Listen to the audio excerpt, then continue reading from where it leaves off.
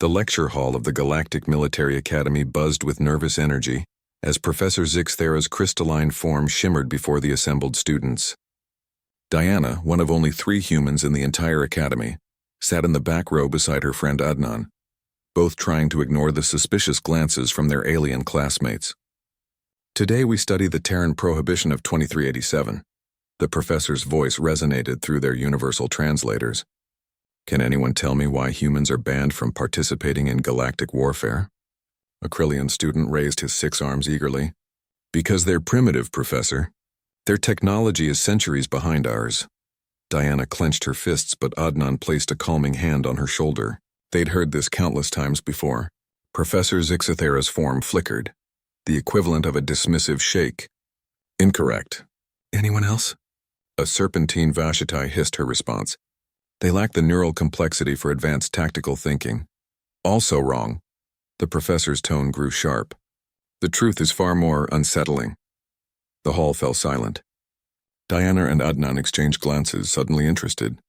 Computer, display the Kepler 442 incident. Holographic displays materialized above each student's desk, showing a star system with 7 planets. The 4th planet glowed green and blue, clearly inhabited. In 2387, the hegemony was engaged in the War of the Shattered Suns against the Void Collective. The humans had just achieved faster-than-light travel and requested to join our forces.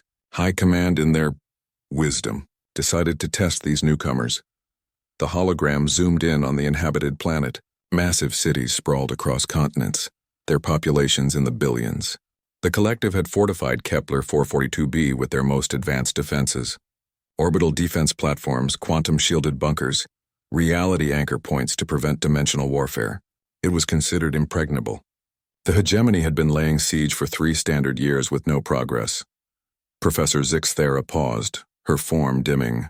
High Command gave the humans a single frigate, the UES Defiance, and told them to do what they could to help. Adnan leaned forward, his dark eyes reflecting the holographic light. What happened next? The humans studied the situation for exactly 47 minutes. Then they did something no civilized species had ever considered. The professor's voice carried a note of what could only be described as horrified fascination. They packed their frigate with antimatter and flew it directly into the planet's star. Gasps echoed through the hall. Several students' breathing apparatus clicked in distress. Impossible. The Krillian student protested. The star's gravitational field would have torn the ship apart long before. They compensated by overloading their gravity manipulators and creating a localized space-time distortion. The explosion destabilized the star's corona, causing massive solar flares that disabled every piece of technology in the system within 6 hours. Diana felt a chill run down her spine. She'd never heard this story before. The hologram shifted, showing the aftermath. The once mighty planetary defenses were dark. Ships drifted powerless in space. The humans then sent a single transmission to the collective forces. Surrender now or we'll collapse your star entirely. The collective, having never encountered such creative destruction, immediately withdrew from the system. But Professor, a timid, gentle singer chirped, surely the civilian population survived completely unharmed.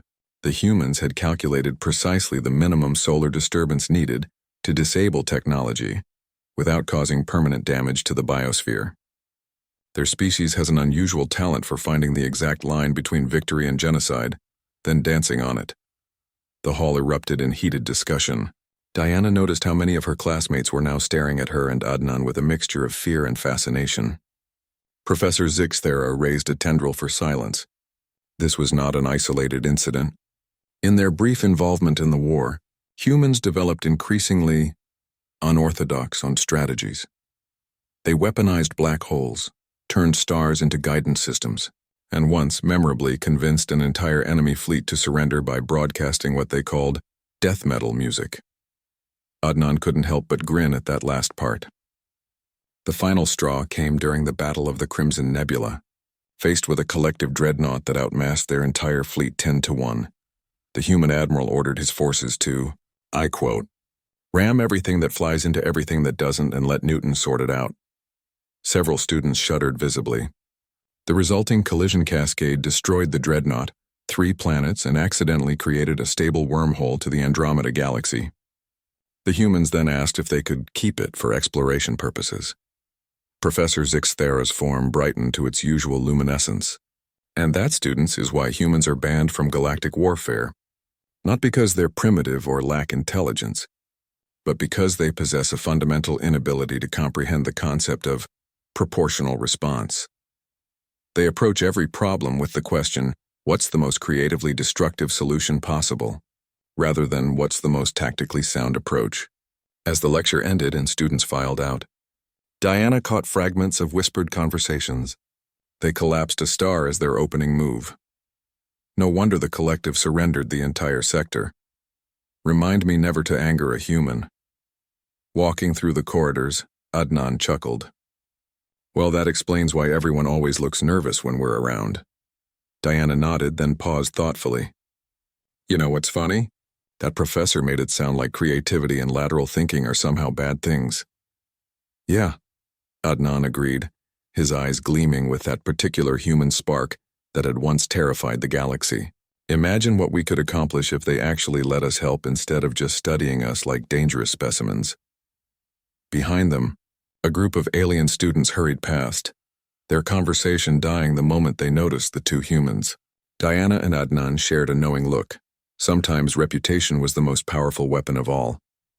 The stars had taught the galaxy to fear human ingenuity, but Diana suspected they hadn't seen anything yet.